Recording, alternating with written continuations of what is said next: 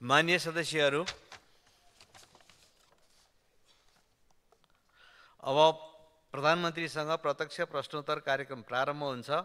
सर्वप्रथम प्रश्नकर्ता माननीय सदस्य भगवती चौधरीलाई सम्माननीय प्रधानमन्त्रीसँग प्रश्न सोध्न अनुमति दिन्छु। सम्माननीय प्रधानमन्त्री तथा सम्माननीय सभामुख महोदय, सम्माननीय प्रधानमन्त्रीज्यू, यति बेला मुलुक युवाविहीन बन्दै गइरहेको छ। कक्षा 12 पास गर्ने बित्तिकै उच्च शिक्षा तथा वैदेशिक रोजगारको लागि हजारौँ विद्यार्थीहरू विदेशी रहेका छन्। हाम्रा कलेज विश्वविद्यालयहरूमा विद्यार्थी सङ्ख्या घट्दै गइरहेको अवस्था छन्। गाउँघरमा युवा शक्ति देखिन छाडेको छ। कृषि क्षेत्र ध्वस्त बन्दै गइरहेको अवस्था छ। पहाड मात्रै होइन, तराईको उर्वर भूमि पनि बन्जर बन्दै गइरहेको अवस्थामा आत्मनिर्भरताबाट परनिर्भरता उन्मुख भइरहेका छौँ। यसलाई समयमै रोक्नको लागि सरकारले के कस्ता योजनाहरू बनाउँदैछन्? उपभोगमुखी आयात, न्यून निर्यात क्षमता तथा उच्च व्यापार घाटालाई नियन्त्रण गर्दै उत्पादनमुखी आत्मनिर्भर अर्थतन्त्र सहित समष्टिगत आर्थिक आधारहरू सबलीकरण र उच्च आर्थिक वृद्धिको लक्ष्य निर्धारणका आधारहरू के हुन सक्छन्? सम्माननीय प्रधानमन्त्रीज्यू, सुनसरी जिल्लाको निर्वाचन क्षेत्र 3 अन्तर्गत पर्ने बुढी खोला, एउटै नाम घोघा खोला, केसलिया खोला, इटहरी उपमहानगरपालिका, दुहबी नगरपालिका, बर्जु गाउँपालिका गरी बग्ने किनारा भई बग्ने नदीले त्यहाँ बसोबास गर्ने गरिब विपन्न किसान, साना किसानदेखि उद्योग व्यवसायीहरूलाई वर्षेनी डुबान तथा ठुलो धनको क्षति र शाश्वती बेहोरी रहने अवस्थाहरू सिर्जना गराइरहेको छन्। उक्त बुढी घोघा केसलिया खोलाको कृषि तथा औद्योगिक नदी करिडोर घोषणा गर्दै इटहरी, दुहबी, विराटनगर र धारान औद्योगिक क्षेत्रको रूपमा वैकल्पिक मार्गको रूपमा स्थापित गर्नको लागि त्यसले सुनसरी मोरङका लाखौँ जनतालाई लाभान्वित हुने थियो कि त्यहाँ उत्पादित कृषि उत्पादन र घरेलु तथा मझौला उद्योग व्यवसायीहरूको व्यवसायमा टेवा पुग्ने थियो? यस विषयमा सरकारको के कस्ता योजनाहरू रहेका छन्? सम्मान्य प्रधानमन्त्री मार्फत सम्बन्धित मन्त्रालय, राष्ट्रिय योजना आयोग समेतलाई सकारात्मक सोच र योजनाहरूको अपेक्षा गर्दछु। नेपाल सरकार, प्रदेश सरकार, स्थानीय तह लगायत 165 वटा निर्वाचन क्षेत्रमा आउने योजना तथा कार्यक्रमहरू जनताको माग मुद्दा अनुसार कसरी तयार भइरहेको छ सम्मान्य प्रधानमन्त्रीज्यू? र यसैसँगै आज एसईई परीक्षामा भाग लिने सम्पूर्ण विद्यार्थी भाइ बहिनीहरूलाई सफलताको शुभकामना दिन चाहन्छु। धन्यवाद। जान मिल्दैन। अब सम्माननीय प्रधानमन्त्री केपी शर्मा ओलीलाई उक्त प्रश्नको जवाफ दिन अनुमति दिन्छु। सम्माननीय सभामुख महोदय,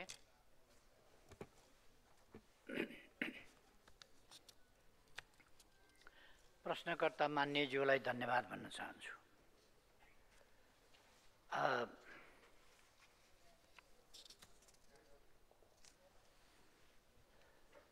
मुलुक युवाविहीन बन्दै गइरहेको छ भनेर सुरु गर्नुभएको छ प्रश्न। युवाविहीन बन्दै गइरहेको होइन, ठुलो सङ्ख्यामा युवाहरू बाहिर जानुभएको छ।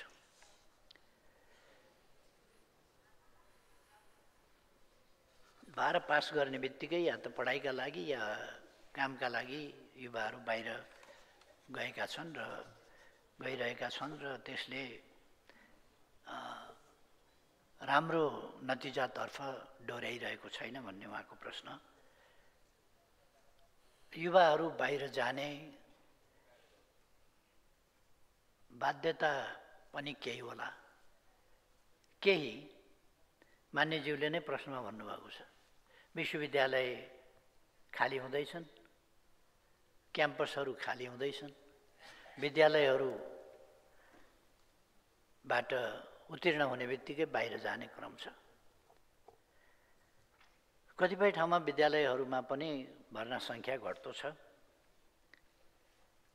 विश्वविद्यालय यहाँ पढाइको गुणस्तर पनि यहाँ पढेका, यहाँका कलेज पढेका विद्यार्थीहरूले दुनियाँका कलेजहरूमा प्रतिस्पर्धा पनि गरेका छन्, राम्रो नतिजा पनि ल्याएका छन्। पढाइ अत्यन्तै कमजोर छ भन्ने मात्रै होइन, हामीले आफूलाई चाहिँ जसरी पनि एउटा हिन्ताबोधी ग्रन्थमा राख्नुपर्ने वा आफ्नो उपलब्धिलाई न्यून देखाउनु पर्ने पनि आवश्यकता हुँदैन। हाम्रो देशको पढाइको स्तर त्यस्तो नराम्रो अथवा त्यो दुनियाँमा प्रतिस्पर्धा गर्नै नसक्ने खालको छैन। फी स्ट्रक्चर अत्यन्त सस्तो छ अन्त कहीँ भन्दा, र बाहिर गएर यहाँको भन्दा धेरै गुणा बढी शुल्क तिरेर खर्च गरेर पढ्नुपर्ने हुन्छ। यहाँ त्यही शिक्षा, त्यसै लेभलको त्यही कोर्स पढ्न छोडेर बाहिर जानु हुँदैन। यसमा हामीले नयाँ पिँढीलाई सुशिक्षित गर्नु जरुरी छ। हामीले नयाँ पिँढीलाई बताउनुपर्छ कि यहीँ अवसर छँदैछ भने, अवसर नहुँदा बेग्लै कुरा हो, अवसर हुँदाहुँदै पनि बाहिर जाने प्रवृत्ति राम्रो होइन। देशलाई माया गर्न सिकाउनुपर्छ, आफ्नो देश बनाउने कुरा सिकाउनुपर्छ। अर्को, बाहिर जाने प्रवृत्ति अथवा बाहिर जाने बाध्यता, बाहिर जाने परिस्थितिलाई रोक्नका निम्ति सरकार गम्भीर छ, विभिन्न प्रकारका कार्यक्रमहरू ल्याइराखेका छ। र अहिले युवाहरूलाई रोजगारीको मात्रै होइन, हामीले उद्यमशीलताको कुरो गरिरहेका छौँ, उद्यमशील हुन सिकाइरहेका छौँ र उद्यमशील हुन मद्दत पनि गरिरहेका छौँ। उद्यमशील हुनका लागि आवश्यक पर्ने आर्थिक प्रबन्धको कुरा होस् अथवा प्राविधिक प्रबन्धको कुरा होस्, जस्ता कुराहरूमा सरकारले सघाइ पनि रहेको छ। सस्तो ब्याज दरमा ऋण दिने जस्ता कुराहरू र स्टार्टअप अनेक सुरु गर्ने जस्ता कुराहरू, महिला उद्यमीहरूका लागि जन स्टार्टअपका कुराहरूमा प्राथमिकता दिने, यी कुराहरू भइरहेका छन्।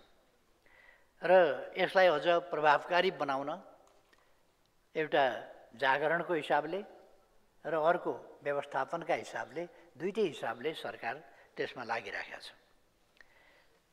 अहिले संसार अलिक साँघुरो जस्तो बनेको छ, एउटा ग्लोबल भिलेज भन्ने चलन छ। व्यवसाय, रोजगारी र अध्ययनका लागि जतिसुकै विकसित र धनी देशका नागरिक पनि आफ्नो रुचिअनुसार विदेश जाने सिलसिला हुन्छ, त्यसलाई हामी बलजफ्ती रोक्न पनि सक्दैनौँ। र केही बाहिर जाने कुरा त स्वाभाविकै हो, अलिक ठुलो सङ्ख्यामा बाहिर जाने कुरा भइरहेको छ भन्ने कुरा हो। र मान्यज्यूको प्रश्नमै आएको छ कि खेतहरू बाह्रै बन्जर भइराखेका छन्। खेत छ, त्यहाँ उत्पादन गर्न पर्ने ठाउँमा त्यो छोडेर ऋण काटेर बाहिर जानु अनि तल्लो बाटोबाट अमेरिका पुग्नु र निष्कासन भएर आउनु, यो उचित तरिका होइन। त्यस कारण यसमा चाहिँ चेतनाको कमी देखिन्छ। त्यो चेतनाको कमीलाई पनि कम गर्नुपर्छ भनेर मैले अघि नै भने, चेतना वृद्धि गर्न जरुरी छ। र यसमा एउटा चाहिँ के छ भने नकारात्मक सोचको फैलावट, यो पनि भएन, त्यो पनि भएन, केही हुँदै भएन, व्यवस्था परिवर्तन भयो, अवस्था परिवर्तन भएन भन्ने भाष्य जुन क्रिएट गर्न खोजिएको छ, त्यसले यस देशमा केही हुँदैन, यो देश बन्दैन जस्ता कुराहरू जो लान खोजिएका छ, त्यसले कलिलो मस्तिष्कमा एउटा देशप्रति वैराग्य, निराश भाव, त्यो कुराहरू पनि फैलिएको छ। त्यसले गर्दाखेरि यस्ता कुराहरू सचेत नागरिकले, सचेत हुँ भन्ने तर गम्भीरतापूर्वक यस्ता विषयहरूलाई लिएर सकारात्मक सोचको वृद्धि गर्नुपर्ने, आत्मविश्वास जगाउनु पर्ने, आफ्नो देश आफूले बनाउनु पर्छ भन्ने भावना, देशभक्ति जगाउनु पर्ने। त्यसअनुसार काम नहुँदा देशमा बस्नु गौरवको विषय होइन, विदेश जानु गौरवको विषय बनाउने खालका सोचहरू, त्यस प्रकारका प्रचारहरू आदि कुराहरूले पनि यस नकारात्मक ट्रेन्डलाई अलि बढाइरहेको छ, जसलाई हामीले रोक्नुपर्छ। अर्को कुरा, बाहिर अध्ययनका लागि जाने कुराले हाम्रा युवाहरूको प्रतिस्पर्धी क्षमता पनि वृद्धि गरेको छ र युवाहरूले केही गुणस्तरीय शिक्षा प्राप्त गर्ने जुन इच्छा हो त्यसमा पनि राम्रै भएको छ। हाम्रा सबै क्याम्पसमा उत्तिकै गुणस्तरीय शिक्षा छैन भने ती ठाउँहरूबाट अर्को ठाउँमा जानु उहाँहरूको अधिकारको कुरा पनि हो।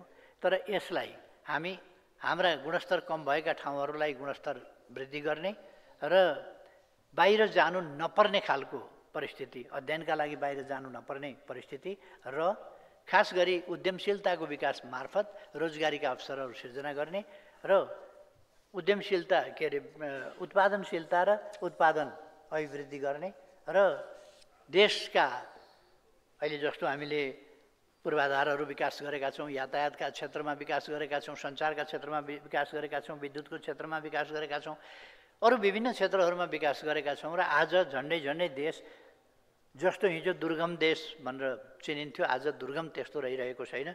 यो कुराहरूलाई हामीले चाहिँ हृदयङ्गम गर्न जरुरी छ र यसलाई सकारात्मक ढङ्गले प्रचार पनि गर्न जरुरी छ। हाम्रा उपलब्धिको चर्चा गर्न जरुरी छ र त्यसमा उपलब्धि हासिल गर्न सकिन्छ भन्ने कुरामा आश्वस्त पार्दै हामी कृषि आधुनिकीकरण, औद्योगिकीकरण, व्यावसायिकीकरण र अरू औद्योगिक क्षेत्रतर्फका कामहरू, पर्यटनका क्षेत्रका सबै क्षेत्रका कामहरूका माध्यमबाट देशलाई आर्थिक ढङ्गले सम्पन्न बनाउन लागिरहेका छौँ। अहिले हामी बजेट नीति कार्यक्रम र बजेट तर्जुमा गर्दैछौँ, त्यस काममा लागेका छौँ र देशका कुनै पनि भागमा कुनै पनि समुदाय पछाडि नपरोस् भन्नका लागि त्यसमा हामी गम्भीर ढङ्गले लागिरहेका छौँ कि कुनै पनि क्षेत्र पछाडि नपर्ने गरी र अहिलेको आर्थिक अवस्थालाई बदल्नका लागि, सकारात्मक ढङ्गले अगाडि बढाउनका लागि हामी काम गरिरहेका छौँ र तिनै तहका सरकारहरूले यसतर्फ आफ्ना प्रयासहरूलाई केन्द्रित गरेका छन्। यो अहिले नीति कार्यक्रम बजेटको समय हो र सङ्घीय सरकार यस मामलामा अत्यन्तै दत्तचित्त भएर लागिरहेको छ। यति भन्दा अब प्रश्नकर्ता मान्य सदस्य वासुदेव घिमिरेलाई प्रश्न गर्न अनुमति दिन्छु।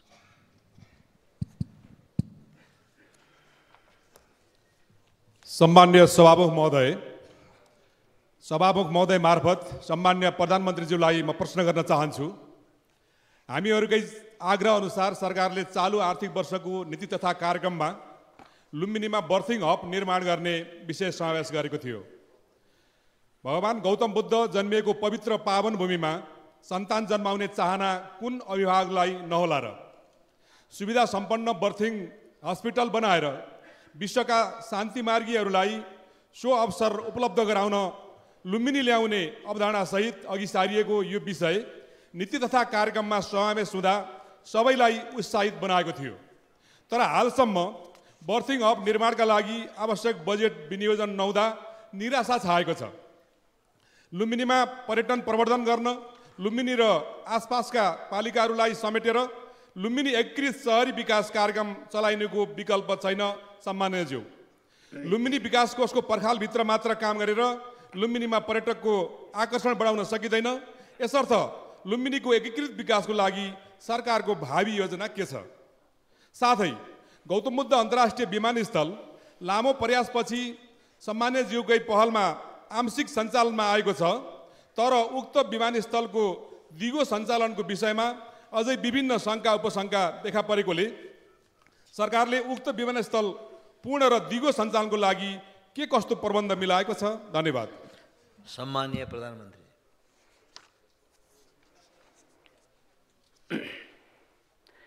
मातृ शिशुको स्वास्थ्य अवस्था सुधार गर्न सरकारले सङ्घ, प्रदेश र स्थानीय तहका अस्पताल एवं स्वास्थ्य संस्थाहरूबाट विभिन्न कार्यक्रमहरू सञ्चालन गर्दै आएको कुरा सर्वविदितै छ।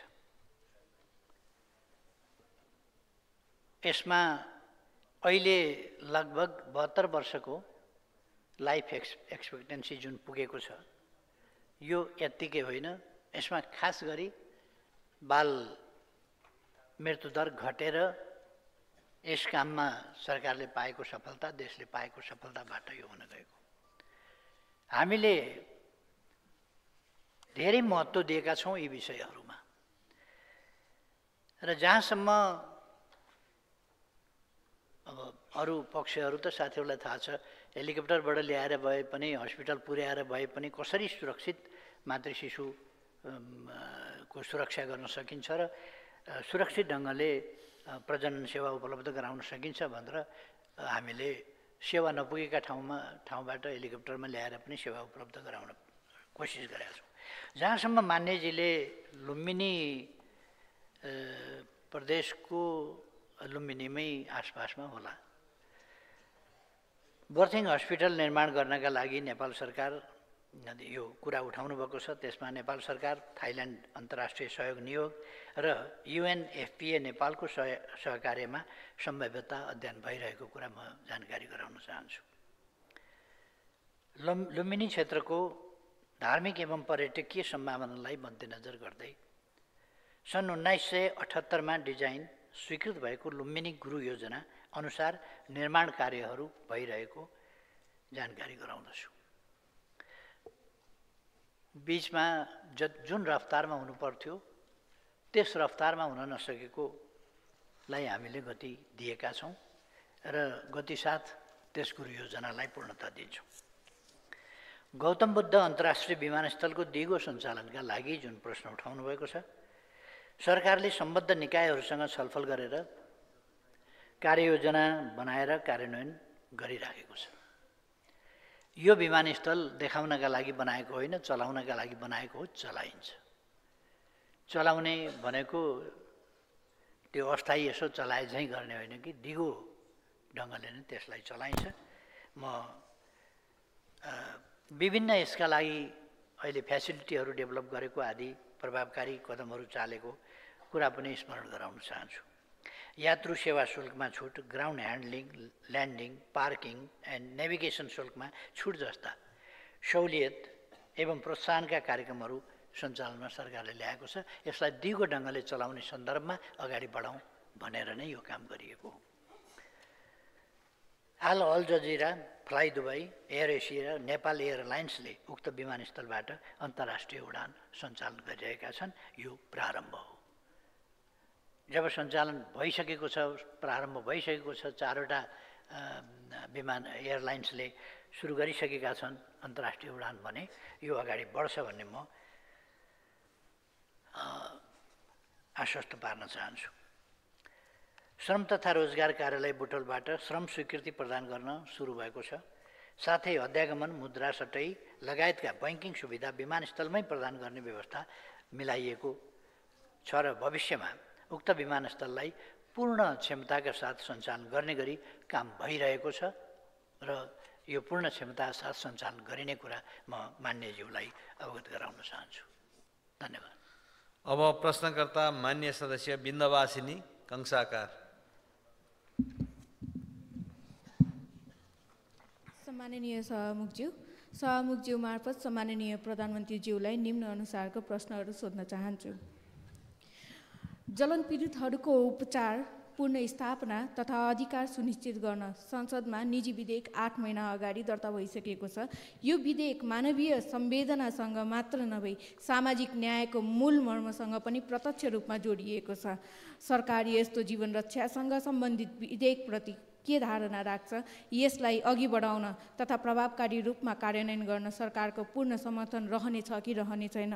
म आज यो प्रश्न किन पनि सोधिरहेको छु भने आज प्रधानमन्त्रीज्यूको प्रत्यक्ष रूपमा जवाब सुन्नको लागि स्वयं केही जलन पीडितहरू सदनमा दर्शक दीर्घामा उपस्थित हुनुभएको छ। आज मात्र होइन, हामीले हाम्रो आवाज उठाउँदै आइरहेका। म समग्र जलन पीडितहरूको प्रतिनिधित्व गर्दै पीडितहरूको लागि केही कानुन बनाएर नै काम गर्न विनम्र अनुरोध गर्दछु। मेरो अर्को प्रश्न, अहिलेको महँगीले आम नागरिकको दैनिक जीवन कष्टकर बन्दै गएको छ। सरकारको योजनाहरू प्रभावहीन देखिएको छ। प्रभावहीन देखिएको अवस्थामा जनताको जनजीवन स्तरमा सहजता ल्याउने गरी महँगी नियन्त्रणका के कस्तो ठोस र परिमाणमुखी कदमहरू सरकारले चाल्न लागेको छ? प्रश्न सोध्ने अवसर दिनुभएकोमा सम्माननीय सभामुखज्यूप्रति आभार व्यक्त गर्दछु। धन्यवाद। सम्माननीय प्रधानमन्त्री। सम्माननीय सभामुख महोदय, प्रश्नकर्ता मान्यज्यूलाई धन्यवाद भन्न चाहन्छु। मान्य सदस्यले यो प्रश्न प्रधानमन्त्रीले अझ स्पष्ट गर्ने अवसर मिलोस् भनेरै उठाउनु भएको मैले ठानेको छु। मान्य सदस्यलाई जलन पीडितहरूको सन्दर्भमा, जलनका घाइतेहरू बिरामीहरूको उपचारको सन्दर्भमा अथवा क्षतिपूर्तिको सम्बन्धमा अथवा यस सम्बन्धमा व्यक्तिगत तवरमा पनि अहिलेको प्रधानमन्त्री कति गम्भीर छ भन्ने कुरा प्रश्नकर्ता मान्यज्यूलाई अवश्य नै याद छ भन्ने मलाई ठान्छु। म यति भन्न चाहन्छु, जलन पीडितहरूको उपचार र पुनर्स्थापनाका सम्बन्धमा सरकार संवेदनशील छ। तेजाब र अन्य घातक रासायनिक पदार्थ नियमन ऐन 2079ले यस सम्बन्धमा पर्याप्त व्यवस्था गरेको बेहोरा जानकारी गराउँदछु। जलन पीडितहरूको उपचार पुनर्स्थापना तथा अधिकार सम्बन्धमा संसदमा दर्ता भएको निजी विधेयकमा रहेका प्रावधानका सम्बन्धमा सदन वा सम्बन्धित समितिमा हुने छलफलका क्रममा सरकारले आफ्नो धारणा फेरि तपसिल अझ विस्तृतमा राख्ने नै छ। यस सन्दर्भमा जलन पीडितहरूले त्यति बेला कति यो 77-78 साल थियो होला,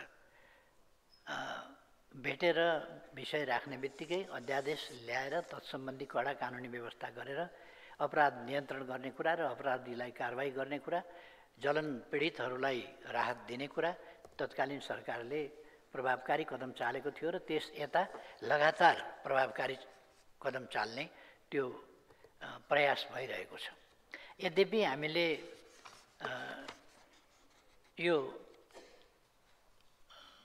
धेरै देशहरूमा अथवा जहाँसुकै पनि यस्ता कुराहरू छिटपुट रूपमा हुने गर्छन्, त्यसलाई हामीले कुनै सामान्य घटनाको रूपमा होइन, त्यसलाई गम्भीरताका साथ लिने र कहीँ कतै पनि आगलागी जन्ने कुरा अथवा जलन जन्ने कुराहरू अथवा तेजाब जस्ता अन्य कुनै प्रकारका रासायनिक वस्तुहरूको प्रयोगद्वारा जलन गराउने कुराहरू या हुने कुराहरू, भुलचुकमा पनि त्यस्ता हुने कुराहरू र त्यसलाई औषधिको रूपमा राख्ने र कहिले कहिले झुक्किएर मान्छेले खाइदिने जस्ता कुराहरूबाट हुने दुर्घटना जस्ता कुराहरू, यस्ता सबै कुराहरूलाई पनि हामीले अत्यन्तै सावधानी साथ जनचेतना पनि जगाउने र सावधानी अपनाउन पनि आग्रह गर्ने देखि लिएर कानुनी प्रबन्ध लगायतका सबै कुराहरू गर्दै जाने र कोही पनि यस्तो पीडामा पर्न नपरोस्, पहिलो प्राथमिकता हाम्रो त्यसमा रहनेछ। परिहाल्यो कथम कदाचित भने उपचार र पुनर्स्थापना गर्ने व्यवस्था गर्न सरकार सजग छ, प्रतिबद्ध छ। अर्को मान्यजीले प्रश्न राख्नुभएको छ, यो महँगी नियन्त्रणको सम्बन्धमा। यो एउटा ग्लोबल फेनोमेनन पनि हो, दुनियाँमा सबैतिर महँगी बढ्दै गएको छ, बढ्दै जान्छ पनि होला सायद। यथास्थितिमा कुनै पनि चिजको मूल्य चाहिँ बसिरहेको हुँदैन सधैँ, चाहे जग्गा जमिनको होस्, चाहे साधारण हामीले दैनिक भान्सामा प्रयोग गर्ने सामानहरूको होस्, कुनै पनि चिजको मूल्य अलिअलि गर्दै बढिराखेको हुन्छ। त्यो हामीले आफ्नै जीवनमा पनि भोगेका छौँ, कुन चिजको मूल्य कहाँ थियो र कुनै पनि वस्तु जति बेर जुन मूल्यमा पाइन्थ्यो त्यो अहिले हामी पाउँदैनौँ, अथवा यो एउटा स्वाभाविक प्रक्रिया पनि हो। तर अनुचित ढङ्गले मूल्यवृद्धि हुनु हुँदैन, नाफाखोरीको हिसाबले, कुनै कार्टेलिङको हिसाबले अथवा अरू हिसाबले अनुचित ढङ्गको मूल्यवृद्धि, अस्वाभाविक ढङ्गको मूल्यवृद्धि हुनु हुँदैन र त्यसबाट मूल्यवृद्धिबाट कसैले अनुचित लाभ लिने गरी त्यस प्रकारका क्रियाकलापहरू हुनु हुँदैन, त्यसलाई सरकारले रोक्छ। र यसमा सरकार प्रतिबद्ध छ। आम नागरिकको दैनिक जीवनसँग जोडिएका उपभोग्य एवं प्रयोगमा आउने सामग्रीहरूको सहज र सुलभ आपूर्ति व्यवस्थापनका लागि बजार अनुगमनलाई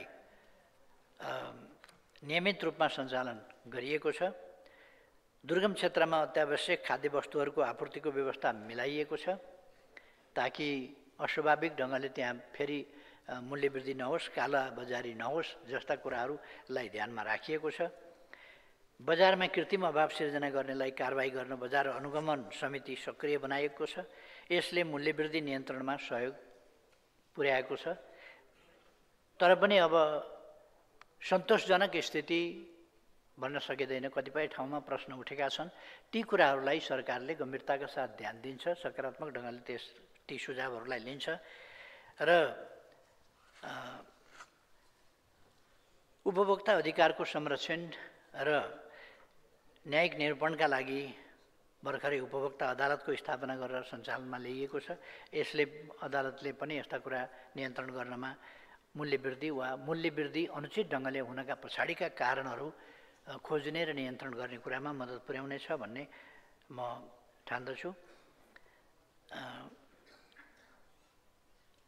अब सजिलो के हुन्छ भने बढ्दो महँगी नियन्त्रण गर भन्ने नारा म सानो हुँदादेखि पनि सुनिराखेको छु, अहिलेसम्म पनि सुनिराखेको छु। त्यो नारा सधैँ लोकप्रिय हुन्छ, किनभने मूल्य नियन्त्रण गर, सस्तोमा हामीलाई सामान देऊ भन्ने जनताको माग सधैँ जायज छ।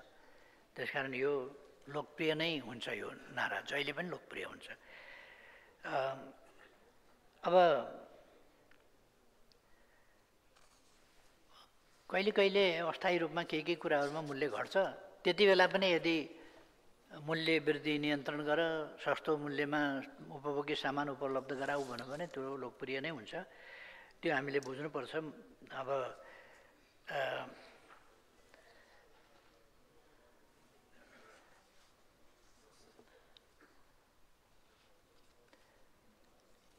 यसमा मैले अरू धेरै कुरा भन्नुभन्दा चालु आर्थिक वर्षको 7 महिनाको अवधिमा औसत उपभोक्ता मूल्यस्फीति 4.16% रहेको छ।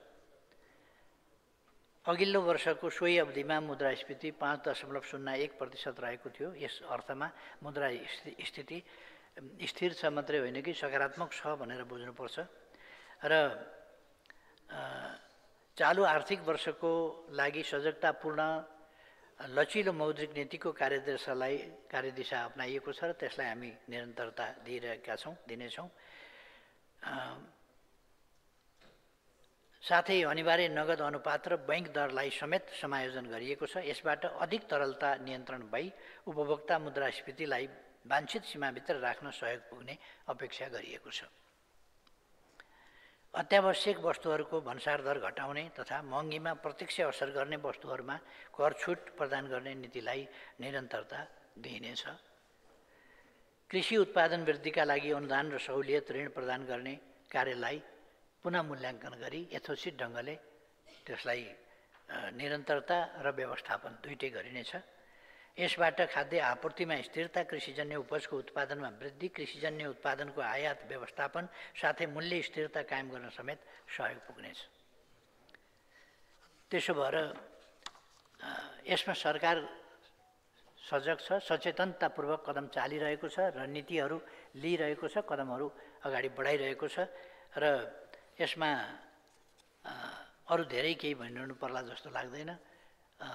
मुद्रास्फीतिले यो मूल्य वृद्धिको अवस्थालाई देखाउँछ। यसमा धेरै भयावह अवस्था छ भन्न मिल्ने अवस्था देखिँदैन। धन्यवाद। अब प्रश्नकर्ता मान्य सदस्य भानुभक्त जोशी प्रश्न राख्नु।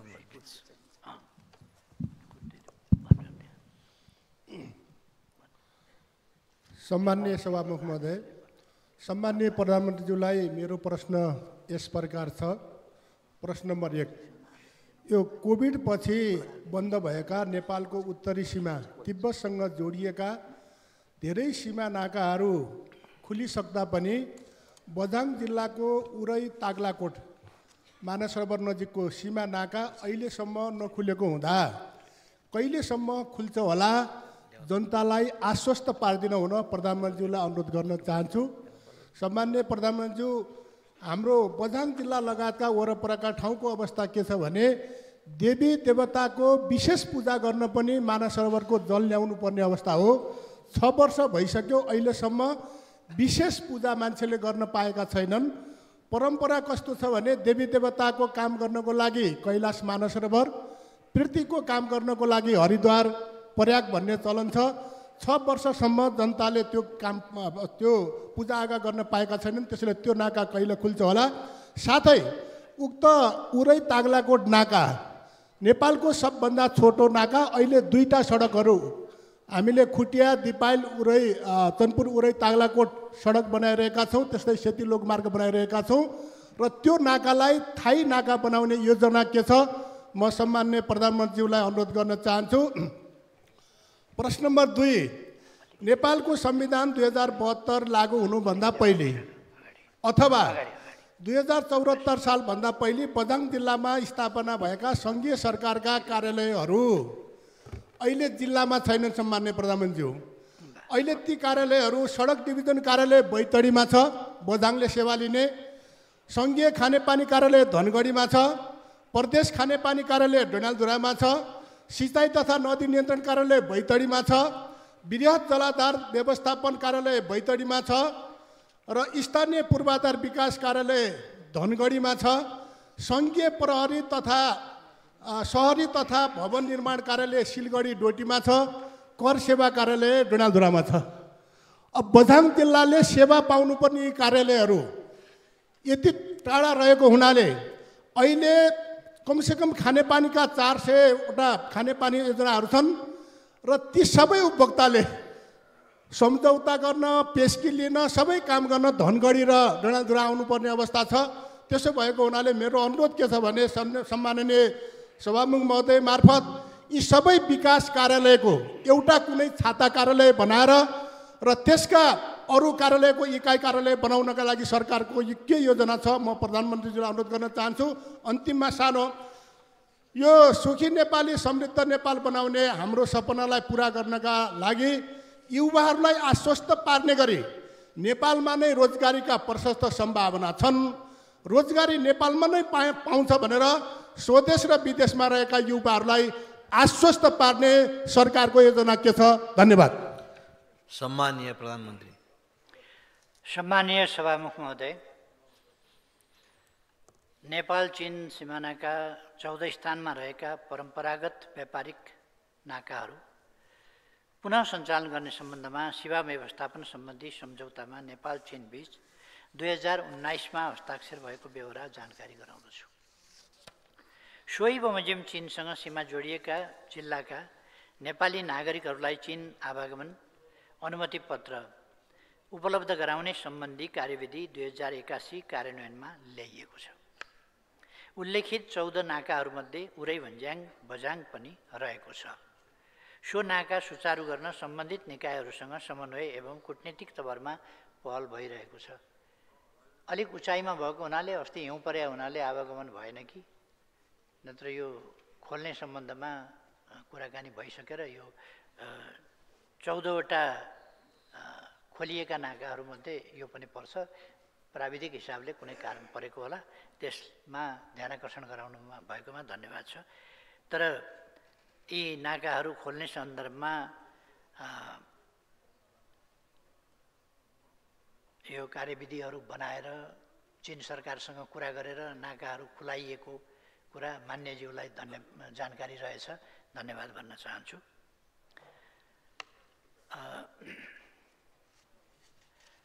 विकास सम्बन्धी कार्य गर्ने कार्यालय बनाएर सडक, खानेपानी, सिँचाइ तथा नदी नियन्त्रण, पूर्वाधार विकास लगायतका कार्यहरू एकीकृत रूपमा सञ्चालन गर्ने सम्बन्धमा मानिएको धारणा सराहनीय छ। हाल स्थानीय तहबाट कतिपय सेवाहरू यसै अनुरूप प्रदान भइरहेकै छन्। एकीकृत रूपमा 3 तहका सरकारको कामको प्रकृति र कर्मचारीको व्यवस्थापन गरिएको छ।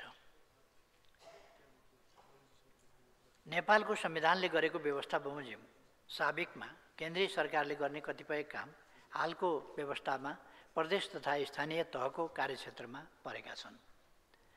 3 तहकै सरकारले जिल्लामा छुट्टा छुट्टै कार्यालय स्थापना गरी सेवा प्रदान गर्न सम्भव नहुने हुँदा केही जिल्ला कार्यक्षेत्रमा रहने गरी डिभिजन कार्यालयहरू मार्फत सेवा प्रदान हुँदै आइरहेको छ।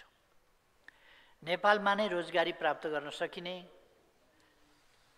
विश्वास दिलाउन सरकारले दुईटै हिसाबले, एउटा यथार्थ रूपमा वैचारिक हिसाबले मानिसलाई मानसिक रूपले तयार गर्ने कुरा र अर्को व्यवहारिक कदमहरूद्वारा त्यसमा आश्वस्त पार्ने कुरा गर्दै आएको छ। यस सम्बन्धमा अघिल्लै प्रश्नको जवाफको प्रसङ्गमा मैले काफी कुरा भनिसकेका छु। विभिन्न कार्यक्रमहरू सञ्चालन गरेर त्यसलाई सम्बोधन गर्न पनि खोजिएको छ। रोजगार कार्यक्रम 75-76 देखि हालसम्म करिब 8 लाख सूचीकृत बेरोजगारले रोजगारीको अवसर प्राप्त गरेका छन्। तर यो पर्याप्त हो भन्ने कुरा होइन, यो न्यून हो। तर सरकारले सक्दो प्रयास गरेको कुरा मैले खाली जानकारी गराउन खोजेको हुँ। त्यसै गरेर आन्तरिक रोजगारीका कार्यक्रम अभिवृद्धि गर्नका लागि विभिन्न कार्यक्रमहरू सञ्चालन गर्ने उद्देश्यले आगामी 10 वर्षका लागि आन्तरिक रोजगार प्रवर्धन दशक भनेर घोषणा गरिएको छ। तर आन्तरिक रोजगार दशक भनेर त्यो कार्यान्वयन हुन त्यसरी मात्रै सक्दैन। त्यसकारण त्यसलाई उद्यमशीलताको विकास र रोजगारी प्रवर्धन भन्ने कुरा हामीले राखेका छौँ र उद्यमशीलताको विकास र रोजगारी प्रवर्धन, उद्यमशीलताको विकास बिना रोजगारी प्रवर्धन हुन सक्दैन। त्यसकारण यसलाई समेत जोडेर अगाडि बढाउन जरुरी छ र यो दशकलाई उद्यमशीलताको विकास र रोजगारीका अवसरहरू वृद्धि गर्ने दशकको रूपमा हामीले लिएका छौँ। धन्यवाद। अब प्रश्नकर्ता मान्य सदस्य बिना कुमारी थनैत प्रश्न गर्न सक्नुहुन्छ।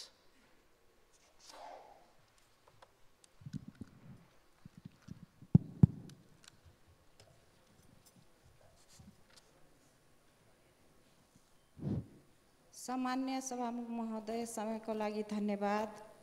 सम्माननीय प्रधानमन्त्रीज्यूलाई मेरो प्रश्न यस प्रकारको छ। थारूहरू यस देशका धरतीपुत्र आदिवासी हुँदाहुँदै 2063 सालको अन्तरिम संविधानमा कानुनद्वारा विशेष व्यवस्था गरिने छुट्टै वर्गका रूपमा समेटिएनन्। थारूहरूका लागि आरक्षणको व्यवस्था हुन सकेन। अझ आदिवासी जनजाति मधेसी अन्तर्गत राखियो।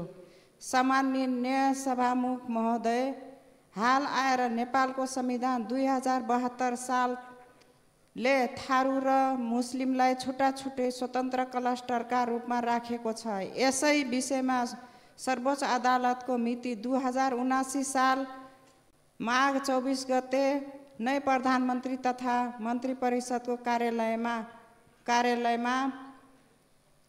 फैसलाको 9 महिनाभित्र कानुन व्यवस्था लगायत आवश्यक सम्पूर्ण प्रबन्ध मिलाएर परमादेशको आदेश जारी गरेको 24 महिनाभन्दा बढी समय बितिसक्दा सो फैसला कार्यान्वयनका लागि सर्वोच्च अदालतका तर्फबाट पत्राचार र हालै फागुन 5 गते सक्त ताकेता पत्र जारी भइसक्दा समेत जिम्मेवार निकाय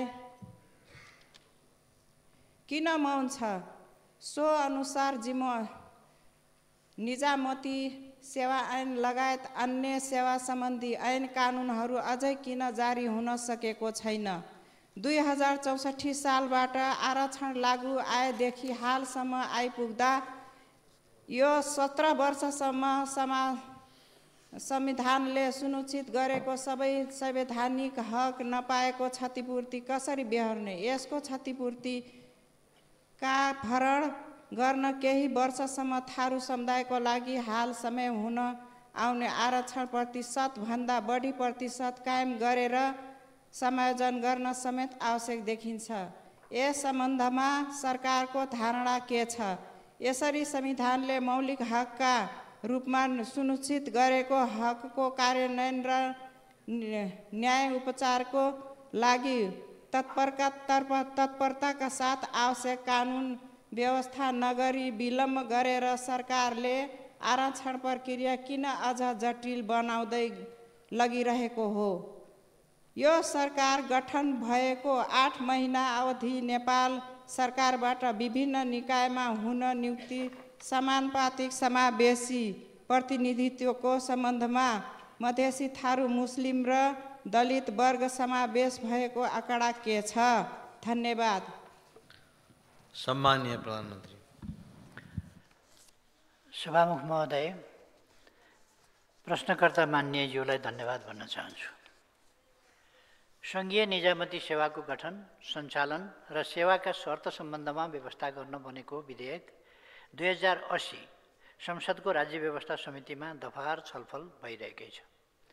उक्त विधेयक पारित भई सङ्घीय निजामती सेवा ऐन जारी भए पश्चात थारू तथा मुस्लिम लगायतका अन्य पक्षहरूको आरक्षण लगायतका विषयहरू सम्बोधन हुनेछन्।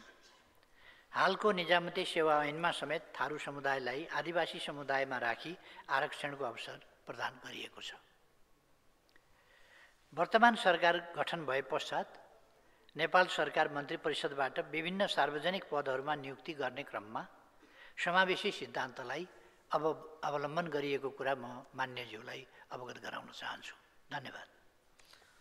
अब प्रश्नकर्ता मान्य सदस्य भीमप्रसाद आचार्य।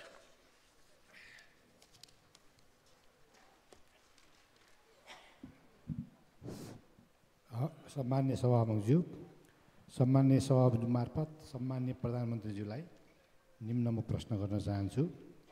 त्यस सन्दर्भमा नेपालको विकास र समृद्धिको मूल पिलर कृषि, सिँचाइ र पर्यटनसँग सम्बन्धित एउटा प्रश्न मेरो रहेको छ र त्यसमा प्रश्न नम्बर 1 मा सिँचाइ र नदी नियन्त्रण सम्बन्धमा तमोर चिस्याङ डाइभर्सन, सुनकोशी कमला बहुद्देशीय आयोजना यो यथाशीघ्र सुरु गर्नुपर्ने अवस्था कहाँ पुगेको छ? त्यो देशको सबैभन्दा ठुलो र यो देशको सबैभन्दा ठुलो सुनसरी मोरङ सिँचाइ आयोजनामा कोशी नदीले धार परिवर्तन गर्दा चतारा मूल नहरमा क्षमताको 15% मात्रै पानी अहिले आइरहेको छ। यसले सिँचाइ प्रणालीमा ठुलो समस्या उत्पन्न भएको छ। यो नहरमा क्षमता अनुसार पानी सञ्चालन गर्न कोशीमा ब्यारेज बनाउने वा बेडबार बनाउने वा नहरको मूल मुहान माथि सार्ने विकल्पहरू छन्। त्यसमध्ये सस्तो र छिटो विकल्प भनेको बेडबार बनाउने नै हो। किसानको माग पनि यही छ। गत बर्सातमा यो यही छ। अर्कोमा गत वैशाखमा बुढी खोलाको बाढीले इटरी 3 स्थित बुढी खोलामा निर्मित सिँचाइ नहरको बाँध भत्काउँदा इटरीका ग्रामीण इलाकामा करिब 500 हेक्टर जमिनको सिँचाइ प्रणाली नष्ट भएको र नदी कटानले इटरीको बस्ती बगाउने जोखिम बढेकोले तत्काल नियन्त्रण र सिँचाइ बाँध निर्माणको आवश्यकता छ र त्यो माग जनताले गरिरहेको स्थिति पनि छ। त्यस्तै सुनसरी खोलाको मर्यादाले इनरुवा 10 र देवानगञ्ज 2, 3 र 4 नम्बर वाडामा ईदगाह, मदरसा र बस्ती बगाउने जोखिम अस्तिको बाढीले निम्त्याएको छ र त्यसको नियन्त्रण गर्नु अत्यावश्यक छ। त्यो त्यहाँको ज्वलन्त माग पनि हो र यी तीनटै सन्दर्भमा सरकारको पोजिसन स्पष्ट पारिदिन अनुरोध गर्दछु। प्रश्न नम्बर 2 पर्यटन तथा नागरिक उड्डयन सम्बन्धमा विश्वकै ठुलो व्यापार मध्येको एउटा हवाई यातायातको विकास हो र त्यसमा हाम्रो हवाई सेवा निगमको पुनर्संरचना गरेर सक्षम निगम नबनाइकन यसले त्यो च्यालेन्ज मिट गर्न सक्ने स्थिति छैन। त्यसैले यो सक्षम व्यावसायिक योजना तयार गर्ने, यो नेपाल वायु सेवा निगमको पुनर्संरचना गर्ने र मिसन 2024 सम्ममा कमसेकम लिज पर्चेजमा भए पनि 10वटा जहाजहरू सेवा सञ्चालन गर्ने र यो आवश्यकता एकतिर छ भने अर्कोतिर पर्यटन प्रवर्धनको निम्ति नेपाल पर्यटन बोर्डको पुनर्संरचना र त्यसमार्फत विदेश स्थित दूतावासहरू, नियोगहरू, पर्यटन दूतहरू, NRNA, विदेश बस्ने नेपाली विद्यार्थीहरू र नेपाल र विदेशका विभिन्न सङ्घ संस्थालाई परिचालन गर्नुपर्ने काम आवश्यकता छ। पर्यटन ऐन र नियम परिमार्जन गर्न र पोखरा र भैरवा विमानस्थल सञ्चालन तथा निजगढ विमानस्थल निर्माणको काम र अहिले आएको तथ्याङ्कमा भारत र चीनबाट आउने पर्यटकको सङ्ख्या घटिरहेको तथ्याङ्क छ र यो अवस्थालाई फेर्नको लागि सरकारले के काम गरिरहेको छ जानकारी गराइदिनुमा हार्दिक अनुरोध गर्दछु। सम्मानीय प्रधानमन्त्री। सभामुख महोदय, सुनसरी र मोरङ जिल्लाको करिब 68,000 हेक्टर जमिन सिँचाइ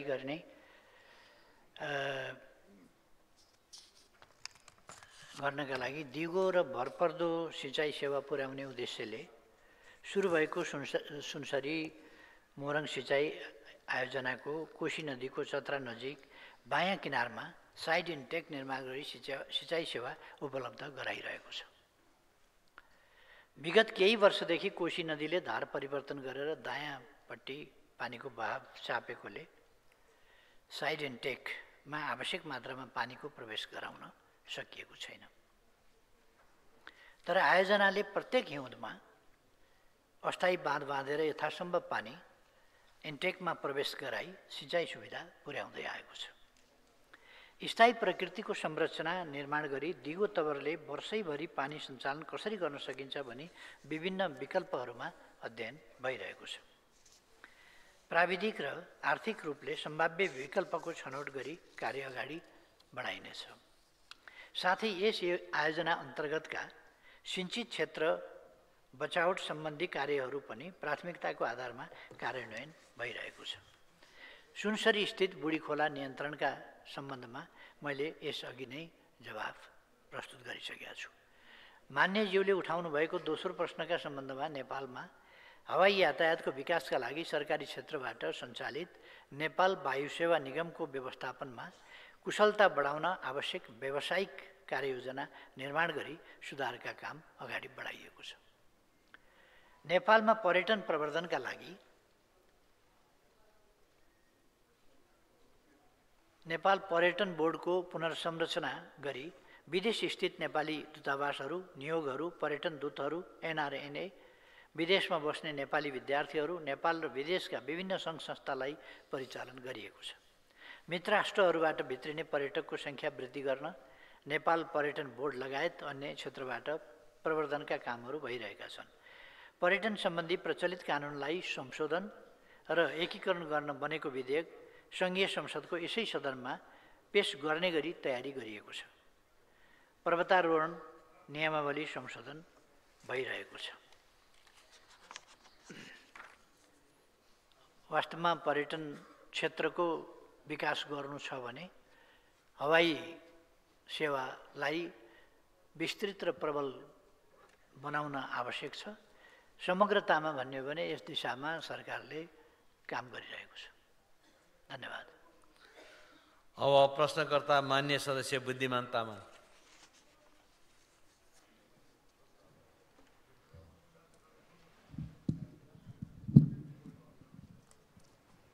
सामान्य सभापति महोदय, म मान्य सभापति मार्फत सामान्य प्रधानमन्त्रीलाई यो निम्नलिखित प्रश्नहरू सोध्न चाहन्छु।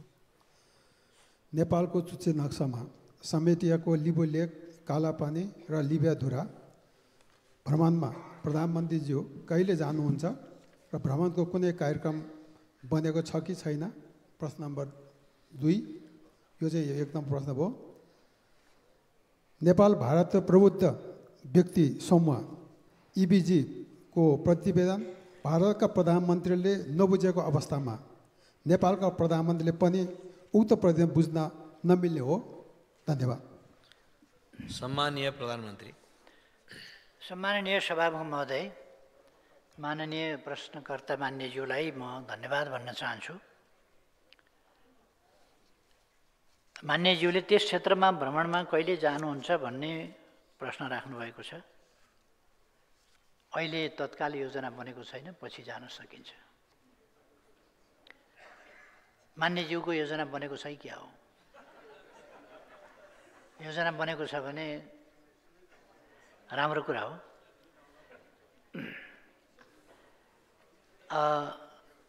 हामी सबैलाई थाहा छ 1962 ईस्वी सन् 1962 सम्म हाल नेपालको नक्सा जुन हामीले बनाएका छौँ, हाम्रो संसदले सर्वसम्मतिले त्यसलाई संविधानको अङ्गको रूपमा पनि बनाएको छ, स्वीकारेको छ र त्यो नै यथार्थ हो। यो कुरा 1962 सम्म त्यो भूभाग नेपालकै अधीनमा थियो र नेपालको नक्सा पनि तदनुसार नै थियो र तदनुसार जस्तो अहिलेको नक्सा छ त्यही बमोजिम नै पहिले पनि थियो 62 भन्दा अघि। त्यसपछि नेपालको नक्सा किन फेरियो? कसले फेर्यो? कसको सरकार थियो? कस्तो व्यवस्था थियो? कसको व्यवस्था थियो? मान्यजीलाई याद होला भन्ने म यसो याद गर्छु।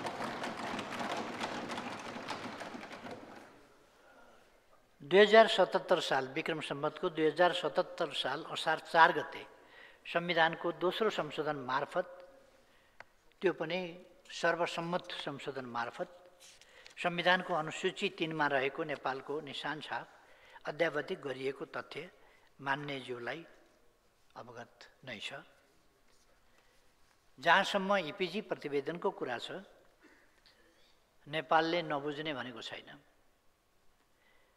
इपिजीमा रहेका अथवा त्यो ग्रुपमै एमिनेन्ट पर्सन्स ग्रुप या त्यो बौद्धिक समूह उसले नै बुझाउँदाखेरि पहिले भारतका प्रधानमन्त्रीलाई बुझाउने अनि नेपालका प्रधानमन्त्रीलाई बुझाउने भन्ने समझदारी केही बनाएछ। त्यसकारण उसले भारतका प्रधानमन्त्रीलाई पहिले बुझाउन खोजेको हो।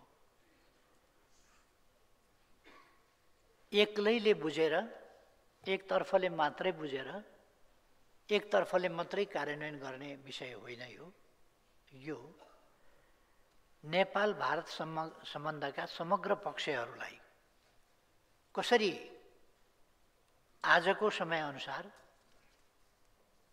उचाइमा उठाउने, व्यवस्थित गर्ने र दुई देशको मित्रतामा कहीँ कतै प्रतिकूल असर नपर्ने गरी, कसैलाई अन्याय नहुने गरी र सबै समस्याको दिगो समाधान र सधैँका लागि समाधान गर्ने गरी प्रस्ताव गर्न, सिफारिस गर्नका लागि इपिजी निर्माण गरिएको थियो। त्यसले 2 वर्ष अध्ययन गरेर प्रतिवेदन तयार गरेको छ। यो प्रतिवेदन बुझ्ने सम्बन्धमा नेपालको तर्फबाट उच्च स्तरीय भेटघाटमा पनि कुरा उठाइएको छ र अन्य सन्दर्भहरूमा कूटनीतिक पहलहरू पनि भइरहेका छन् र उच्च स्तरमा पनि कुरा भइरहेको हो। म मान्यज्यूलाई जानकारी गराउन चाहन्छु र यो समझदारीपूर्ण ढङ्गले नै यसको समाधान खोजिनेछ, समाधान हुनेछ भन्ने कुरामा म विश्वास गर्न चाहन्छु। धन्यवाद। अब प्रश्नकर्ता मान्य सदस्य विनिता कठायतलाई प्रश्न सोध्न अनुमति दिन्छु। सम्माननीय सभामुख महोदय, सम्माननीय प्रधानमन्त्रीज्यू, अलि भर्खरै प्रधानमन्त्रीज्यूले भने जस्तै त्यही नक्साको त्यही चुच्चे नक्सामा हामीले ल्यायौँ भनेर प्रधानमन्त्रीज्यूले त्यो बेला ल्यायौँ भनेर प्रचार पनि भयो र हामी सबैजना खुसी पनि थियौँ र गर्वित पनि थियौँ कि हामीले आफ्नो भूभाग पायौँ भनेर। तर अहिले आएर त्यहाँका नागरिकसँग भेट्दा र त्यहाँका नागरिकका डकुमेन्ट्रिजहरू सुन्दा, हेर्दा र न्युजहरू हेर्दाखेरि चाहिँ त्यहाँका नागरिकलाई नेपाली हुनुमा कुनै पनि गर्वित फिल छैन। उनीहरूले भन्छन् हामीलाई नेपाल सरकारले के दिएको छ, आफ्नै गाउँ घरमा जानलाई भारतको बाटो हिँड्नु पर्ने नेपाल सरकारले हामीलाई के दिएको छ? महँगाई छ, हामी यहाँ कति महँगाईमा बसेका छौँ। हाम्रो व्यथितिको विषयमा त्यहाँ काठमाडौँको राज्यमा बसेको त्यो सरकारले नभनिदियोस् हामीलाई हामी नेपाली हौँ भनेर। हामीलाई बाटो छैन, हामी भारतको बाटो भएर आफ्नो गाउँ घरमा जाँदैछौँ। मान्य सदस्य, तपाईँको व्याख्यामा जाने हो कि यो प्रश्न नै हो सभामुख महोदय? व्याख्यामा गर्ने हो भने तपाईँले समय लिएर कति व्याख्या गर्ने त्यो गर्नु पर्यो। प्रश्न नै हो सभामुख महोदय। प्रश्नमा भने तपाईँ प्रश्न जे हो त्यो वाचनमा जानुहोस्। र त्यहाँका नागरिकले आफ्नो गाउँ घर जानलाई कहिले नेपालको बाटो प्रयोग गर्न पाउने हुने, सँगै कर्णालीको राजमार्गको विषयमा कर्णालीको राजमार्ग नै छैन र त्यहाँको जुन बाटो छ त्यो पनि मापदण्डको विपरीतमा छ, जसलाई मृत्यु मार्गको नाममा भनिन्छ। र हामीले पनि कर्णालीवासी, मेरो कर्णालीका नागरिकले हामीले कहिले राम्रो बाटो प्रयोग गर्न पाउँछौँ? दोस्रो प्रश्न, प्रधानमन्त्रीज्यू हालचालै जुम्ला जानुभएको थियो कर्णाली प्रतिष्ठानको दीक्षान्तरणमा। त्यहाँ त्यही प्रतिष्ठानमा एउटा एमआरआई मेसिन पनि छैन प्रधानमन्त्रीज्यू, युएसजी मेसिन छैन। त्यही कर्णाली प्रतिष्ठान जसले नेपालको 13 जिल्लालाई सुविधा दिन्छ, त्यही प्रतिष्ठानमा चरम व्यथिति भएको छ। त्यो प्रतिष्ठानले कहिले न्याय पाउँछ र हामी कर्णाली बासिन्दाले कहिले सुलभ स्वास्थ्यको सुविधा पाउँछौँ? र यो त्यो कर्णाली प्रतिष्ठानले एमआरआई मेसिन जस्ता कुनै पनि सामग्रीहरू पाउँछ कि पाउँदैन त्यो पनि प्रश्न भनिदिनु होला। धन्यवाद। सम्माननीय प्रधानमन्त्री। सम्माननीय सभामुख महोदय, मान्यज्यूले उठाउनु भएको प्रश्न अलिकति त अघिल्लैमा गइसकेको छ, त्यसमा दोहोऱ्याइरहनु परेन। र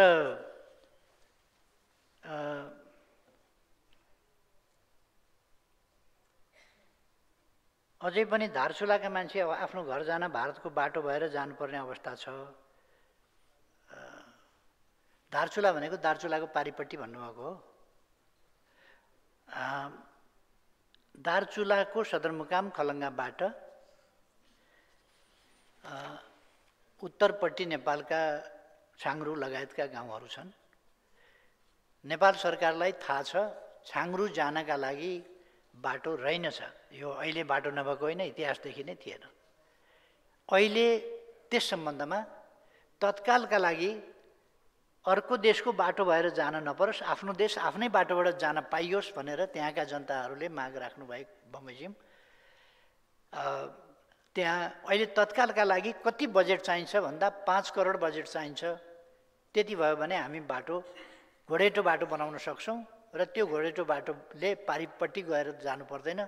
त्यसो भएर हामीलाई यता घोडेटो बाटो बनाउन सहयोग गरियोस् भनेर उहाँहरूले भने बमोजिम 5 करोड रुपियाँ निकासा गरेर अहिले आफ्नै देशबाट आफ्नो भूभाग जाने बाटो धमाधम निर्माण भइरहेको कुरा म मान्यजीलाई अवगत गराउन चाहन्छु।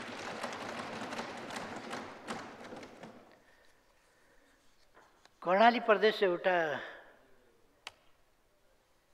दुर्गम प्रदेश हो र त्यहाँ सेना मार्फत सबै सदरमुकामहरूमा बाटो पुर्याउने र पक्की बाटो पुर्याउने काम भइरहेको छ। पहाड फोर्ने, चट्टान फोर्ने कामहरू भइरहेका छ। नभएका ठाउँमा पुलहरू हाल्ने काम भइरहेका छ।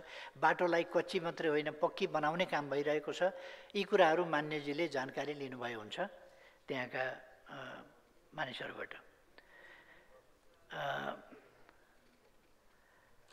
यो ब्रह्मदेवदेखि झुलागाड, दार्चुला, टिङ्कर सडक यसका लागि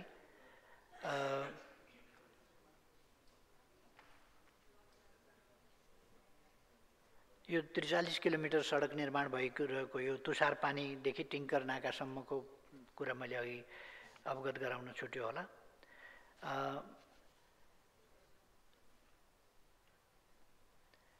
जे होस् यो बाटो बन्दै गरेको कुरा नेपालै भएर हिँड्न पाउने सुविधा बनाउने प्रयासमा सरकार काम गरिरहेको कुरा मैले बताएँ। अरू बाटाहरूको सन्दर्भमा पनि दुर्गम जिल्ला हो, त्यसकारण पहिले ट्र्याक खोल्दैखेरि बाटो चाहिँ एकदम डबल ल्यानको राम्रो सुविधा सम्पन्न बाटो बनिसक्छ होइन। कहीँ भर्खर ट्र्याक खुल्दैछ, कहीँ भर्खर काम हुँदैछ। त्यसकारण जे होस् ट्र्याक खुलेर गाडी हरेक सदरमुकाम पुग्ने खालको प्रबन्ध अहिले मिलेको छ। अस्थायी पुलहरू निर्माण गर्ने कामहरू पनि भएका छन् र दुर्गम ठाउँहरू चाहे त्यो महाकालीका बजाङ होस् अथवा बाजुरा होस्, त्यस्ता दुर्गम ठाउँहरू अथवा बुढी नन्दा, अर्को नन्दा, यी नदीहरू हुन्, यिनीहरूमा बेली ब्रिज राख्नेदेखि लिएर कर्णालीका बाटाहरू र कर्णाली स्वास्थ्य विज्ञान प्रतिष्ठान भर्खर खुलेको हो, त्यसलाई भर्खरै अपग्रेड गरिएको हो र त्यहाँ सुविधाहरू कम भएका हुन सक्दछन्। तर त्यसलाई हामीले कुनै विकृति भन्न त मिल्दैन, त्यसमा न्यूनता भन्नुपर्छ। त्यो न्यूनताहरू क्रमशः पुरा गर्ने दिशामा सरकारको ध्यान गएको छ र सरकार त्यसमा एमआरआई सहितका विशिष्ट सेवाहरू प्रवाह गर्नका लागि ध्यान दिइरहेको छ र त्यसै गरेर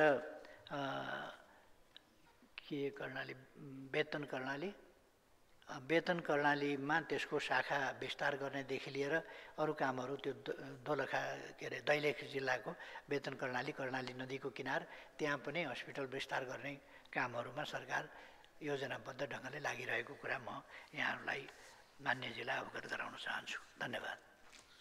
अब प्रश्नकर्ता मान्य सदस्य बिमला सुवेदीलाई प्रश्न राख्न अनुमति दिन्छु।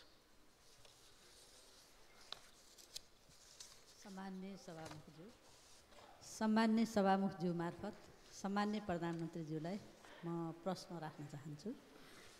1 नम्बरमा बेपत्ता पारिएका व्यक्तिको छानबिन, सत्य निरूपण तथा मेलमिलाप आयोग ऐन 2071 को तेस्रो संशोधन पारित भएपछि सत्य निरूपण आयोग र बेपत्ता छानबिन आयोग गठन भई शान्ति प्रक्रियाको बाँकी काम टुङ्गिने अपेक्षा थियो। तर पनि अहिलेसम्म यी आयोगहरू गठन हुन सकिरहेका छैनन्। ऐनमा व्यवस्था भए बमोजिमका आयोगहरू किन गठन नभएका हुन्? यी आयोगहरू कहिले गठन भई आम द्वन्द्व पीडितले न्याय पाउँछन्? बेपत्ता योद्धाहरू कहिले सार्वजनिक हुन्छन्? सरकारले शान्ति प्रक्रियाका बाँकी काम टुङ्ग्याउन के काम गरिरहेको छ? म यो प्रश्न गर्न चाहन्छु। र प्रश्न नम्बर 2, काठमाडौँ उपत्यकाका महानगरसहित 21वटा नगरपालिकाको फोहोरका कारण नुवाकोटको ककनीको बन्चरे डाँडा अस्तव्यस्त छ। गाउँमा बस्न सक्ने अवस्था छैन। फोहोरका कारण क्यान्सरका बिरामीहरू दिन प्रतिदिन बढिरहेका छन्। फोहोरको समस्या समाधान गर्न जनताले पटक पटक आन्दोलन गरे पनि समस्याको समाधान अझै भएको छैन। फोहोरबाट उत्पन्न यी समस्या समाधान गर्न सरकारको के योजना रहेको छ? फोहोरको दीर्घकालीन समस्या कहिले समाधान हुन्छ? सम्माननीय प्रधानमन्त्रीज्यूसँग जिज्ञासा राख्न चाहन्छु। धन्यवाद। सम्माननीय प्रधानमन्त्री। सम्माननीय सभामुख महोदय, नेपालमा द्वन्द्वकालमा भएका घटनाका कारण पीडित भएका व्यक्ति तथा निजका परिवारका सदस्यले छिटोभन्दा छिटो न्याय प्राप्त गरून् भन्ने कुरामा सरकार संवेदनशील छ, गम्भीर छ। शान्ति प्रक्रियाको बाँकी काम टुङ्ग्याउने क्रममा आम सरोकारवालाहरूसँगको परामर्शमा बेपत्ता पारेका व्यक्तिको छानबिन, सत्य निरूपण तथा मेलमिलाप आयोग ऐन 2071 को तेस्रो संशोधन भएको छ। हामीले यसै अधिवेशनबाट, यसै संसदबाट गरेका छौँ। साथै बेपत्ता पारिएका व्यक्तिको छानबिन आयोग र सत्य निरूपण तथा मेलमिलाप आयोगका पदाधिकारी नियुक्ति प्रक्रिया यथाशक्य छिटो सुरु गरी शान्ति प्रक्रियाको बाँकी काम टुङ्ग्याउन सरकार प्रतिबद्ध छ। यसमा अहिले पनि म प्रयासरत छु। यसमा म विपक्षी दलका नेताज्यूसँग सम्पर्क गर्न खोजिरहेको छु, तर मैले पटक पटक प्रयास गर्दा उहाँको स्वास्थ्यमा केही समस्या भएको हुनाले सम्पर्क गर्न नसक्नु भएको भन्ने जवाब पाएको छु र उहाँसँग सम्पर्क हुने बित्तिकै काम अगाडि बढाइनेछ।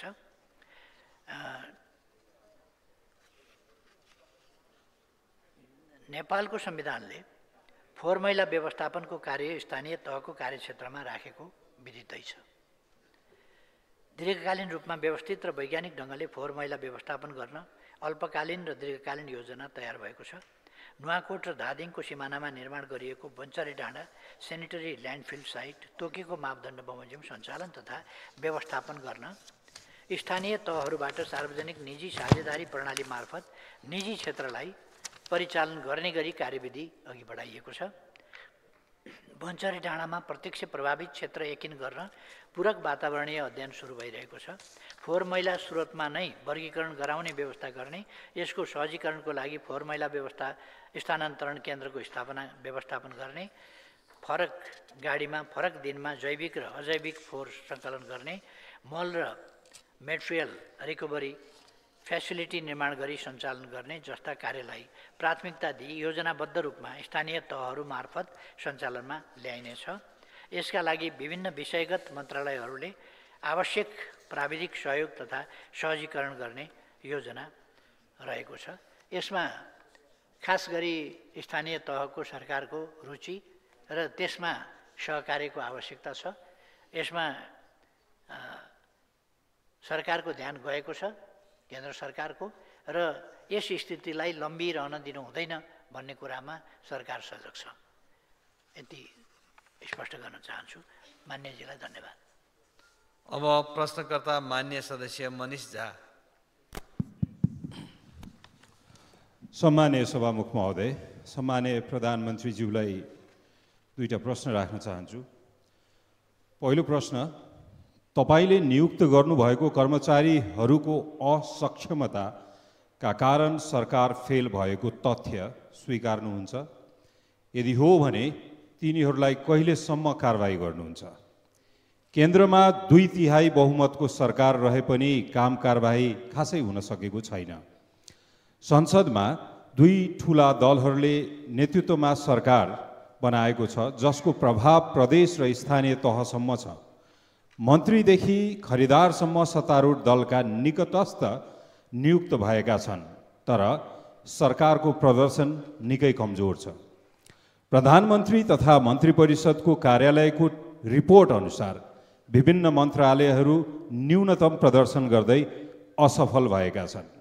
सरकारी संयन्त्रमा गहिरो राजनीतिकरण र दलीयकरण, योग्यताभन्दा नातावाद कृपावादलाई प्राथमिकता दिइने, जसका कारण सरकार स्वयं असफल हुँदैछ। कर्मचारीलाई कार्य सम्पादनको आधारमा मूल्याङ्कन गर्नुपर्नेमा आफ्ना मान्छेलाई सत्तामा राख्ने विकृत अभ्यासले सुशासन तहस नहस बनाउँदैछ। Right man in the right प्लेसको सिद्धान्तको सट्टा माई म्यान इन माई प्लेसको गलत अभ्यासले सरकारलाई असफल बनाउँदैछ। अब प्रश्न उठ्छ, सरकारले आफैलाई असफल बनाउने कर्मचारीहरूलाई कारबाही गर्नेछ कि गर्दैन? यदि कारबाही गर्छ भने कहिलेसम्म र कसरी? मेरो दोस्रो प्रश्न रहेको छ, 2/3 बलियो सरकार हुँदाहुँदै पनि मुलुक दैनिक ऋणमा निर्भर किन बन्यो?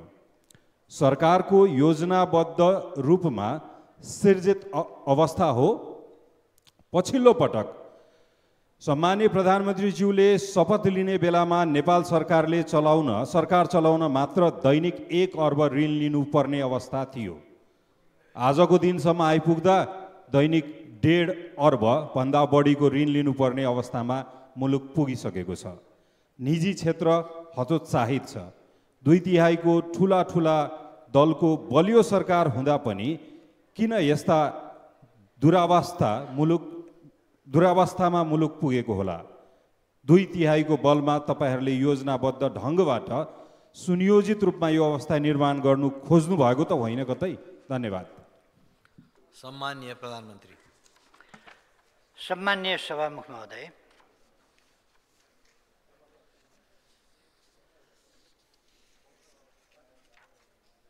मान्यज्यूले प्रश्नभन्दा अगाडि केही व्याख्या राख्नुभयो। अलिक आक्रोशपूर्ण देखिए। कर्मचारीहरू मैले नियुक्त गरेको होइन र अहिलेको सरकारले हाम्रो मान्छे होइन राम्रो मान्छेको खोजी गर्छ र योग्य मान्छे उपयुक्त ठाउँमा राख्छ। यसमा कुनै प्रकारको भेदभाव होइन। मेरिटोक्रेसी गुणदोषको आधारमा मूल्याङ्कन हुने र मेरिटोक्रेसीका आधारमा मानिसलाई जिम्मेवारी दिइने परिपाटी छ, त्यो गरिनेछ।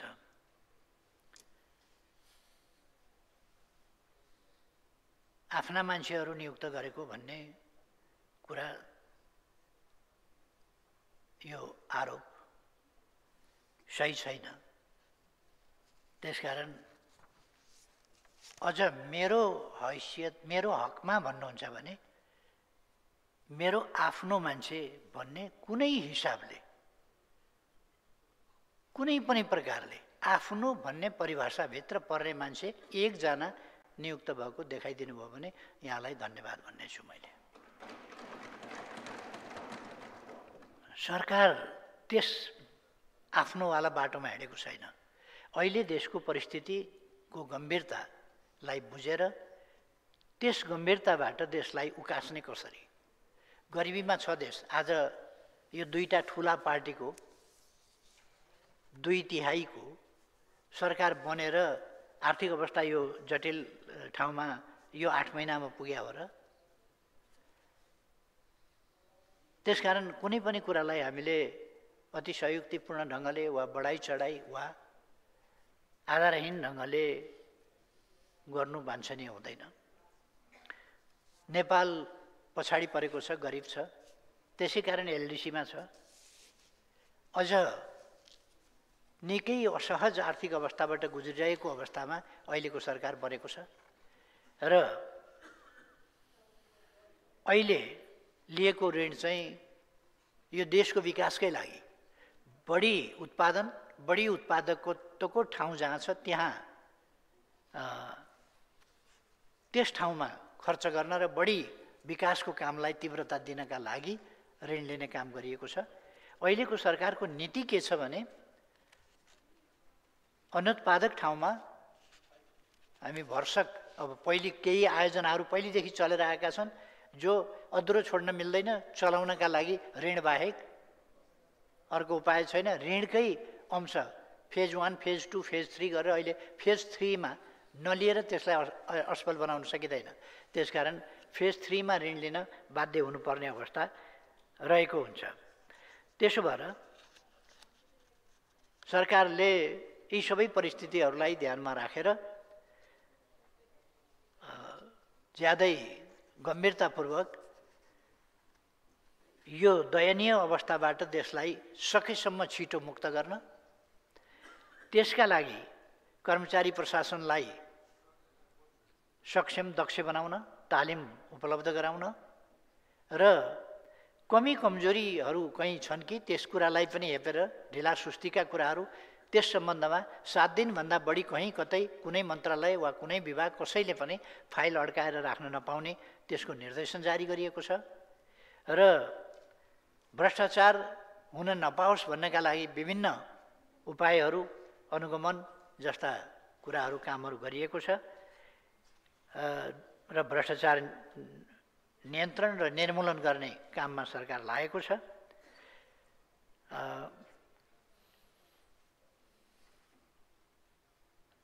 कर्मचारीहरूको नियुक्ति म मान्यज्यूलाई फेरि स्मरण गराउन चाहन्छु। कर्मचारीहरूको नियुक्ति लोकसेवा मार्फत हुन्छ, त्यहाँ आफन्तको कुरा होइन र लोकसेवाले यसअघि पनि त्यसो गरेको थियो भन्ने कुरा म मान्दिनँ, अहिले पनि त्यसो गर्छ भन्ने कुरा म मान्दिनँ र भविष्यमा पनि लोकसेवाले कुनै सरकारलाई आफ्ना मान्छे भर्ती गर्न सहयोग पुर्याउँछ या भर्ती गरिदिन्छ। लोकसेवाले निष्पक्ष परीक्षा लिँदैन र निष्पक्ष पासफेल गर्ने कुरा गर्दैन भन्ने मलाई विश्वास लाग्दैन। लोकसेवा आयोगबाट कर्मचारीहरू नियुक्त हुने गरेका छन्। तिनै तहमा कर्मचारीको नियुक्ति लोकसेवा आयोगको सिफारिसमा योग्यताको आधारमा गर्ने गरिएको मान्यजीलाई जानकारी अवश्य छ भन्ने लाग्छ। कर्मचारीको ज्ञान, सिप, अनुभव र कार्यक्षमताको आधारमा पदस्थापन र सरुवा गर्ने गरिएको छ। कानुन विपरीत कार्य गर्ने कर्मचारीलाई कारबाही कहिले हुन्छ भन्ने मान्यज्यूको जुन प्रश्न छ, यसमा पनि हाम्रो संवैधानिक क्षेत्राधिकार तथा कानुनी प्रबन्ध हेर्न मान्यज्यूलाई अनुरोध गर्दछु। त्यसका आफ्ना विधि छन्, आफ्ना तरिका छन्, आफ्ना प्रक्रिया छन्, तदनुसार नै हुने छ। त्यो म फेरि जानकारी गराउन चाहन्छु। कानुन विपरीत काम गरेको भए कारबाही गर्ने संवैधानिक निकायहरू छन् अथवा त्यसको कानुनी व्यवस्था पनि छ, त्यसका लागि प्रक्रिया पनि छ र त्यसका लागि निकायहरू पनि छन्, तदनुसार नै हुन्छ। ती निकायहरूले कानुन विपरीत काम गर्ने व्यक्तिलाई कारबाही गर्ने गर्छन् र त्यस्ता व्यक्तिहरू सजायको भागीदार हुन्छन् र भइरहेका पनि छन्।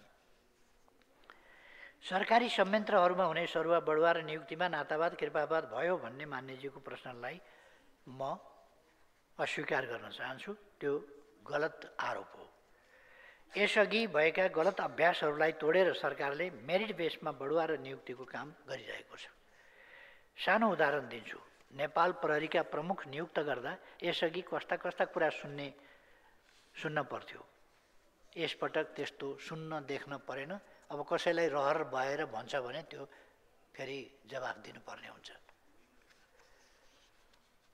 विकास निर्माणका काममा सरकारको प्रदर्शन राम्रो नभएको भन्ने मान्यज्यूको भनाइमा पनि गत वर्ष र यस वर्षका कामको रफ्तारलाई तुलना गर्न अनुरोध गर्छु। यो सरकार आउनु अघि बुटोल नारायणघाट सडक खण्डको काम रोकिएको थियो, लामो समयदेखि रोकिएको थियो, जनताले शास्ति पाइरहेका थिए। मान्यजीलाई म केही जवाफ दिन भन्दा एकपल्ट त्यहाँ गएर निर्माण कार्यको रफ्तार, त्यहाँको गतिलाई हेर्न कष्ट गर्न सक्नुहुन्छ कि आग्रह गर्न चाहन्छु। यो सरकार मुगलिन पोखरा सडकको काम पनि हेर्नुभएको होला, त्यहाँ पनि कसरी तीव्रता दिएको छ भन्ने कुरा। कामहरूको तुलना गरेर यस्ता प्रश्न आएको भए राम्रो हुन्थ्यो भन्ने मलाई लाग्छ र प्रश्नहरू यथार्थमा आधारित प्रश्न भए राम्रो हुन्थ्यो। यथार्थमा आधारित नहुँदा जवाफ दिँदाखेरि होइन भन्नु पर्यो। कस्तो नमज्जा लाग्छ भने मान्यज्यूले भनेको कुरा अब गलत भनेपछि गलत भन्नुभयो भन्नु परेको, होइन भन्न नपरे हुन्थ्यो जस्तो लाग्छ। प्रश्नको रूपमा आइदिए जवाफ दिन सजिलो हुन्थ्यो, आरोपको रूपमा आएपछि खण्डन गर्ने बाध्यता आइलाग्छ। मान्यज्यूको दोस्रो प्रश्न छ, मुलुक चलाउन ऋण लिनु पर्यो, उद्योगी व्यवसायीहरू हतोत्साही छन्, संसारका शक्तिशाली र ठुला भनिएका देशले पनि ऋण लिन्छन्, हामीले पनि ऋण लिन्छौँ। मुख्य कुरा ऋण केका लागि भन्ने कुरा हो। अघि नै मैले भनिसकेँ कि हामीले उत्पादनमूलक क्षेत्रमा, त्यही पनि उत्पादकत्व वृद्धिको क्षेत्रमा, कहीँ उद्यमशीलताको विकासको सन्दर्भमा, कहीँ यस्तो पूर्वाधारको विकासको सन्दर्भमा जसले राष्ट्रको विकासको काममा तीव्र प्रतिफल दिन्छ, तीव्र मद्दत पुर्याउँछ, त्यस्तो ठाउँमा ऋण लिएको छ। अरूले पनि ऋण लिन्छन् र त्यस्ता क्षेत्रमा परिचालन गर्न लिइने ऋण त्यो नकारात्मक होइन। र हामीले ऋणका सिद्धान्तहरू कस्ता हुन्छन् ती कुराहरू, आर्थिक सिद्धान्त, अब ऋण नपरे त राम्रो हो, लिनु परेका खण्डमा कस्ता कुराहरूमा ऋण लिने नलिने नीतिमा स्पष्ट भएर, लगानीका क्षेत्रहरू तोकेर स्पष्ट भएर, हाम्रा आवश्यकता र हाम्रा प्राथमिकतामा आधारित भएर हामीले लिएका छौँ। र प्रतिफल नदिने खालका कुराहरूमा भन्दा प्रतिफलका लागि केही पूर्वाधारमा जसले पछि प्रतिफल राम्रो दिन्छ, त्यसो भएर मैले ऋण लिएको कुरालाई मात्रै होइन कि त्यसको प्रतिफलको पाटोलाई पनि हेर्न आग्रह गर्न चाहन्छु। र उद्योगी व्यवसायीहरू अहिलेको सरकार आएपछि हतोत्साही भएका छन् भन्ने कुरा अहिले उद्यमी व्यवसायीहरूका प्रतिनिधि मण्डलले नै उहाँहरूका वक्तव्य मार्फत सरकारले चालेका कदमहरूको सन्दर्भमा, सरकारले लिएका कानुनी प्रबन्धहरू अथवा नीतिहरूको सन्दर्भमा कसरी सकारात्मक ढङ्गले प्रतिक्रिया दिनुभएको छ, कसरी निजी क्षेत्र उत्साहित भएको छ, कसरी उद्यमी व्यवसायीहरू उत्साहित भएका छन्, त्यो कुरा म ध्यानाकर्षण गराउन चाहन्छु। र यसलाई अलिकति सच्याउनु पर्छ भन्ने मलाई लाग्छ। पहिलेको सरकार हुँदा उद्योगी व्यवसायी के भन्थे र अहिलेको सरकार आएपछि के भनिरहेका छन्, यसो पत्र पत्रिका सञ्चार माध्यम हेरेर गरे पनि हुन्थ्यो।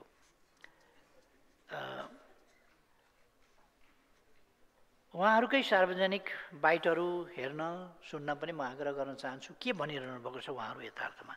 औद्योगिक तथा व्यावसायिक वातावरण सुधार गरेर लगानी अभिवृद्धि गर्न हालै सरकारले अध्यादेश मार्फत लगानी व्यवसायी मैत्री हुने गरी कानुन सुधार गरेको छ। यसबाट निजी क्षेत्रको समग्र मनोबल पनि उच्च भएको छ।